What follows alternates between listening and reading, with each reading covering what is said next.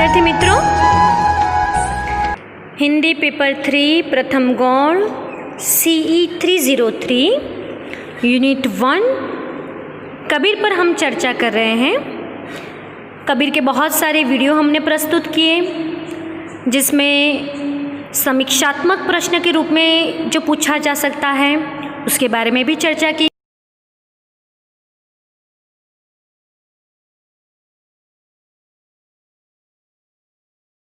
साखियों में भी हमने गुरुदेव को अंग, सुमिरन को अंग, विरह को अंग, उपदेश को अंग आदि को लेकर जो आपके पाठ्यक्रम में साखियाँ हैं उसमें से प्रमुख साखियों पर हमने प्रकाश डाला था। आज इस वीडियो में हम प्रकाश डालेंगे कबीर के शब्द का मतलब हमने बहुत पहले जब कबीर के साखियों की विशेषताएं और कबीर की रचनात्मक शैली पर प्रकाश डाला था, तब हमने समझाया था कि कबीर ने साखी, शब्द और रमेनी इन 3 शैली में रचनाएं की हैं, जिसमें साखियों पर हमने प्रकाश डाला। इसके बाद शब्द यानी पद उनके जितने हैं पाठ्यक्रम में आपके कोर्स में, उस पर हम प्रकाश डालेंगे। रमेनी जो उनकी अलग शैली है, उस पर कोई भी रचना या कोई भी पद नहीं है आपके कोर्स में, मगर कबीर की साखियाँ और कबीर के शब्द यानी पद जो भी है वो पाठ्यक्रम में है, उस अनुसार हम उसको देखेंगे, उस पर प्रकाश डालेंगे। विद्यार्थी मित्रों, और एक बात करनी थी कि आपकी हर रोज़ जो है प्रेजेंट ली जाती है। आप कमेंट नहीं करते तो उस दिन की पूरा दिन 24 घंटे तक हम देखते हैं कि वो वीडियो देख ले और फिर उसमें कमेंट करे। यहाँ तक हम दूसरे दिन भी देख लेते हैं कि उसने मैंने वीडियो जो भेजा था उस वीडियो में उसने अपना रोल नंबर लिखकर कमेंट की है कि नहीं। कुछ विद्यार्थी है बहुत ही नियमित रूप से वो वीडियो देखते भी हैं और कमेंट भी करते हैं अपने रोल नंबर के हिसाब से, यानी रोल नंबर लिखना है कमेंट में। मगर कितने विद्यार्थी ऐसे हैं कि जो वीडियो भी नहीं देखते और यदि देखते हैं तो कमेंट नहीं करते। तो जो कमेंट नहीं करेंगे उनकी हम प्रेजेंट यानी उसको हम हाजिर नहीं गिनेंगे, वो हाजिर है ही नहीं ऐसा हम करेंगे। क्योंकि आपको पता होना चाहिए कि आपकी जो प्रेजेंट का पूरा जो मास्टर है वो हम भेजते हैं यूनिवर्सिटी को, क्योंकि ऑनलाइन जब हम वीडियो भेज रहे हैं तो ऑनलाइन वीडियो में भी आपकी सहभागिता कितनी है वो बहुत ज़रूरी है। केवल हम वीडियो बनाकर यूट्यूब में रख दे तो वहाँ हमारा काम खत्म नहीं हो पाएगा। जैसे हम क्लासरूम में कोई भी लेक्चर पढ़ाते हैं तो आपको पता है कि सभी अध्यापक ध्यान देते हैं कि विद्यार्थियों का ध्यान उस लेक्चर में है कि नहीं।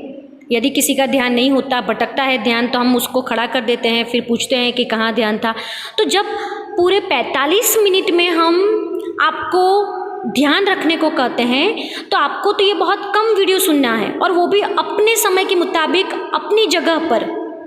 तो उसमें भी आप यदि अपनी सहभागिता नहीं बताएंगे और आप ध्यान नहीं देंगे तो आपकी प्रेजेंट सितंबर महीने की गिनी जाएगी नहीं। तो मेहरबानी करके जो भी वीडियो आप देखें उसके बाद कमेंट में अपना रोल नंबर ज़रूर लिखें, ठीक है। अब हम जाते हैं कबीर के शब्द पर। शब्द जो है उसमें कबीर ने बहुत ही गहन बात की है, बहुत ही मार्मिक बात की है। एक एक पंक्ति को हम बोलकर फिर उसका अनुवाद और उसका अर्थ प्रकट करने की कोशिश करेंगे। पहले सभी पंक्तियां मैं आपके सामने पढ़ लेती हूँ, जिससे आपको उसका उच्चारण किस प्रकार करना है और वो शब्द क्या है वो आपको पता चले। काहेरी नलिनी तू कुम्हिलानी, तेरे ही नाली सरोवर पानी। जल में उत्पत्ति जल में बास, जल में नलिनी तौर निवास। ना तल तपती न ऊपरी आगी, तोर हेत कहु कासनी लाग। कहे कबीर जे उदिक समान, ते नहीं मुअही हमारे जान। यहाँ सभी शब्दों के बहुत ही गहन अर्थ कवि ने प्रस्तुत किए हैं। सबसे पहले, काहे री नलिनी तू कुम्हिलानी, उसका मतलब यह है कि हे जीव, नलिनी यानी हमारा जन्म जो है नलिनी से हुआ है, नाल से हुआ है, तू क्यों कुम्हिलाया हुआ है?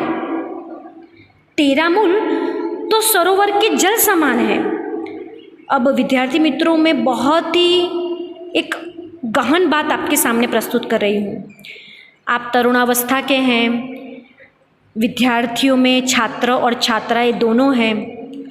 यहाँ कोई शर्म की बात नहीं आएगी, क्योंकि मैं जो आपके सामने प्रस्तुत कर रही हूँ वो हर विद्यार्थी के लिए है। जब किसी बच्चे का जन्म होता है तो आपको विदित होना चाहिए कि उस बच्चे की नाल किससे जुड़ी हुई होती है? माता की नाल से जुड़ी हुई होती है। और इसी कारण माता जो खाती है, माता जो पीती है, माता जो श्वास लेती है, वो सभी उसी नल के द्वारा, उस नलिनी के द्वारा कहाँ जाता है? उस बच्चे में जाता है। भगवान ने ऐसी रचना बनाई है कि एक माता, एक स्त्री दूसरा जीव उत्पन्न कर सकती है। आप सोचिए, भगवान है, उन्होंने हमें पैदा किया, मगर माता कितनी बड़ी भगवान की तरह है कि वो जीव उत्पन्न करती है। भले ही उसमें उसके पति यानी कि उस बच्चे के पिता का भी योगदान है, मगर गर्भ जो है वो बनना, उसका बड़ा होना और फिर गर्भ निकलना, ये सब एक स्त्री सहन करती है। इसीलिए कहा जाता है कि जब स्त्री गर्भवती होती है तो बहुत ही अच्छी बातें उनको सुननी चाहिए, संगीत सुनना चाहिए, कोई भी ऐसा दुख या ऐसा झटका उसे न लगना चाहिए। उसको खाने पीने में इतना ध्यान रखना चाहिए, क्योंकि ऐसा समझना चाहिए कि वो खुद नहीं खा रही, वो अपने बच्चे को खिला रही है। तो उसको जितना शारीरिक रूप से और मानसिक रूप से बच्चा मजबूत करना है, तो उस प्रकार से उसको गर्भवती अवस्था में, गर्भवती जब वो होती है उस अवस्था में रहना चाहिए। जैसे ही बच्चे का जन्म होता है और बच्चा जैसे ही गर्भ से बाहर आता है तो उसकी पेट की नाल को काट दिया जाता है और तभी वो शुरुआत करता है रोने की।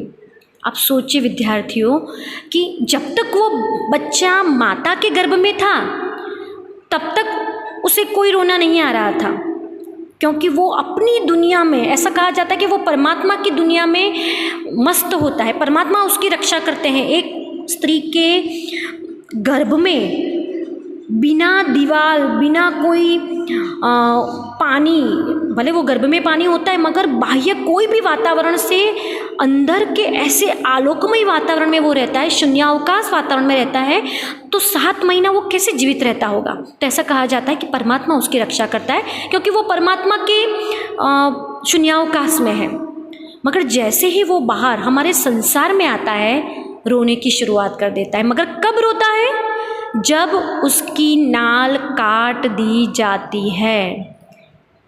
माता से वो बिछुड़ा इसलिए भी रोता है, संसार में आया इसलिए भी बिछुड़ता है, और शायद गर्भ के जो वातावरण में से वो मुक्त हो गया इसलिए भी रोता है। कारण तो आज तक कोई वैज्ञानिक नहीं जान पाया कि बच्चा जब बाहर निकलता है तब उसकी नाल काटने पर ही वो क्यों रोता है। उसका कारण आज तक कोई वैज्ञानिक भी नहीं ढूंढ पाया। तो यहाँ कबीर ये कहना चाहते हैं कि जब तक वह हमारा संसारी जीव परमात्मा में लीन होता है तब हमें कोई रोना, कोई हंसना, ऐसी कोई मोह माया नहीं होता।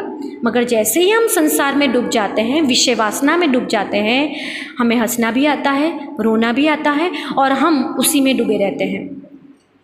इसीलिए यहाँ नलिनी तु कुम्हिलानी शब्द का प्रयोग किया है। नलिनी का मतलब ये है जीव, जिस नाल में से बच्चे का जन्म हुआ है और उसी नाल के कारण वो पूरा सशक्त बना है, तो उसी नाल को कहा है, हे जीव तू क्यों कुम्हिलाया हुआ है। कुम्हिलाया हुआ है यानी एक प्रकार का संकुचाया हुआ है, एक प्रकार की हलचल तेरे अंदर मच गई है, तू स्थिर क्यों नहीं है। तेरा मूल तो सरोवर के जल में ही है, तेरे ही नाली सरोवर पानी। यानी तुम जब गर्भावस्था में थे तब तुम कहाँ थे? एक गर्भ में पूरा पानी होता है। ऐसा कहा जाता है कि यदि गर्भ में से पानी सूख गया तो बच्चा मर जाता है अंदर ही अंदर। ऐसे बहुत सारे किस्से भी आपने सुने होंगे। तो गर्भ में कुछ मात्रा में भी पानी होना चाहिए और ज़्यादा भी मात्रा में पानी नहीं होना चाहिए। तो तुम्हारा मूल, तुम तो उस सरोवर के जल में से उत्पन्न हुए हो, फिर क्यों तुम ऐसे बहुत यहाँ के वहाँ विषय वासनाओं में डूबे हुए हो। यहाँ नलिनी दो अर्थ में है। नलिनी का मतलब कमल भी है। कमल को नलिनी कहा जाता है क्योंकि कमल की नाल जो है वो कीचड़ में फंसी हुई होती है और उसी में से वो अपना पोषण ग्रहण करती है, और इसी कारण नलिनी कमल को भी कहते हैं। तो कमल को भी यहाँ कहा गया है कि तुम क्यों इतनी चिंता करते हो, तुम्हारा मूल कहाँ है। ऊपर तो कादव है यानी कीचड़ है, मगर उसकी जो नली यानी कि उसकी जो डाल होती है वो अंदर तक समुद्र में डूबी हुई होती है। समुद्र में ऊपरी तह पर भले हमें कीचड़ दिखाई देता है, मगर अंदर तो क्या होता है, पानी। और कमल उस पानी को ग्रहण करके इतना सुंदर होता है। यदि इस कीचड़ की तत्वों को यदि वो ग्रहण करता कमल तो कैसा होता। मगर कीचड़ में रहकर भी भले उसका ऊपरी तह उसके आसपास लगा हुआ है, मगर उसका मूल कहाँ है, सरोवर में। और उसी कारण सरोवर के पानी को ग्रहण करके वो इतना खिला हुआ है। तो उस कमल को भी कहते हैं कि तुम इतना चिंता क्यों करते हो, क्योंकि तुम्हारा मूल तो कहाँ है, सरोवर में है। जल में उत्पत्ति जल में बास, जल में नलिनी तोर निवास। हे जीव, तुम्हारी उत्पत्ति भी जल में हुई है और तुम्हारा वास भी जल में हुआ है, और जल में ही तुम्हारा निवास यानी कि स्थान है जहाँ हम रहते हैं। अब कमल को भी कहा है और जीव को भी कहा है। अब जीव को इसलिए कहा है कि हम जब उत्पन्न होते हैं गर्भ में से, तो गर्भ में क्या होता है, जल होता है। और जब हमारी मृत्यु हो जाती है तो हमारी अस्थियाँ कहाँ बहा दी जाती है, सरोवर में बहा दी जाती है। तो उसका मतलब ये है कि हमारा उत्पन्न और हमारा नाश यानी हमारी मृत्यु सब कुछ जल में होता है। जल में नलिनी तोर निवास। जिस प्रकार बिना जल के हम जीवित नहीं रह सकते, उसी प्रकार कमल भी बिना जल के मुरझा जाता है, तो उसका भी निवास रहता है। ना तल तपती न ऊपरी आगी, तोर हेत कहू कासनी लाग। ना तल तपती न ऊपरी आगी, बहुत ही अच्छी बात कही है।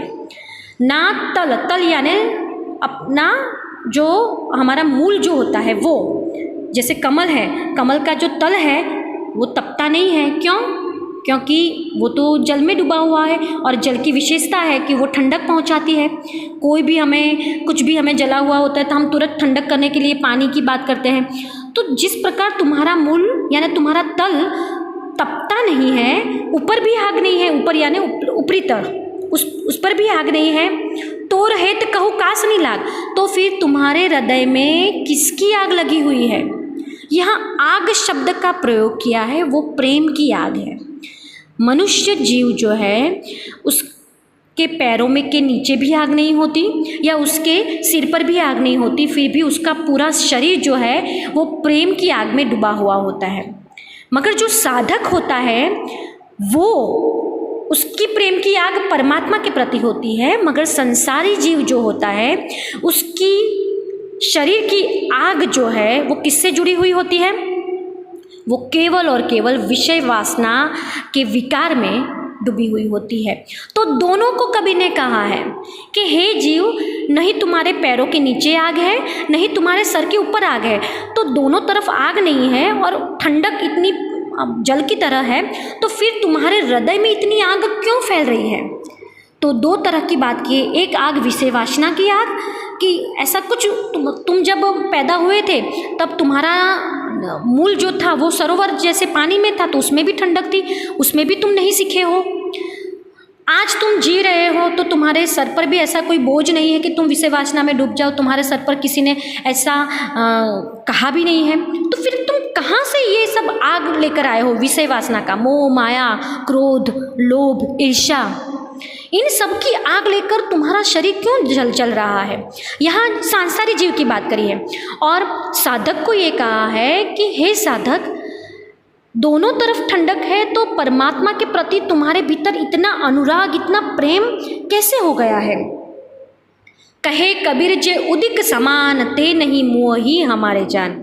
इसलिए कबीर कहते हैं कि विषय वासनाओं से दूर होकर जो उदिक के समान रहता है वो परमात्मा को प्राप्त होता है। उदिक का मतलब है जो जल में भी रहता है और जो जमीन में भी रहता है। जैसे कि मेंढक है, मेंढक जल में भी रह सकता है और जमीन में भी रह सकता है, और इसीलिए वो बहुत सशक्त प्राणी के रूप में हमारे सामने है, जीव के रूप में। उसी प्रकार मनुष्य को भी दुख में और सुख में दोनों में उदिक के समान एक स्थित प्रज्ञ की तरह रहना चाहिए। और यदि ऐसा कोई व्यक्ति रहता है तो वो सच्चा साधु है और वो परमात्मा तो ते नहीं मोही हमारे जान का मतलब वो हमारे जैसा जान नहीं है, यानी कि हमारे जैसा तुच्छ जान नहीं है। वो एक परमात्मा का भक्त कहा जाएगा, वो साधु कहा जाएगा। यानी कबीर ने खुद अपने को एक सामान्य जीव कहा है और कहा है कि मैं तो सुख में भी डूब जाता हूँ, दुख में डूब जाता हूँ, मगर जो उन दोनों में एक उदिक के समान रहेगा, स्थित प्रज्ञ रहेगा, शांत भाव से रहेगा, वो परमात्मा का प्रिय बन जाएगा, वो साधु बन जाएगा। और वो हमारे जान की तरह अलग अलग जन्मों में, जन्मांतरों में दुख भोगने की बात करेगा नहीं, उसको मोक्ष की प्राप्ति हो जाएगी। तो यहाँ संकेतात्मक और प्रतीकात्मक रूप से पूरी बात कही है। यहाँ ध्यान रखना है कि उदिक शब्द का मतलब है, उदिक समान का मतलब है कि जो विषय वासनाओं से दूर होकर, विकारों से दूर होकर, सुख दुख के माया मोह से दूर होकर स्थित प्रज्ञ रहे, उसे उदिक कहा है। नलिनी को जीव जो है उसको नलिनी कहा है। जीव का मूल सरोवर है, तो सरोवर का मतलब है परमात्मा, सच्चिदानंद या परमात्मा का जो भी अंश जिसको हम मानते हैं उसे कहा है। और यहाँ ये भी कहा है कि ऊपर और तल में आग नहीं है, फिर भी हृदय में क्यों आग है? तो हृदय में आग में भी दो अर्थ है, संसारी जीव के लिए विषय वासना की आग और साधु के लिए परमात्मा के प्रति प्रेम की आग। तो इस प्रकार से कबीर ने संसार में रहकर भी विषय वासनाओं से दूर होकर और विकारों से दूर होकर भगवान से प्राप्त, यानी कि एक प्रकार की परमात्मा की प्राप्ति की बात कही है। तो विद्यार्थी मित्रों, ये शब्द जो है बहुत ही महत्वपूर्ण है, उसको आप ध्यान रखिएगा। अगले शब्द पर हम नेक्स्ट वीडियो में चर्चा करेंगे। धन्यवाद।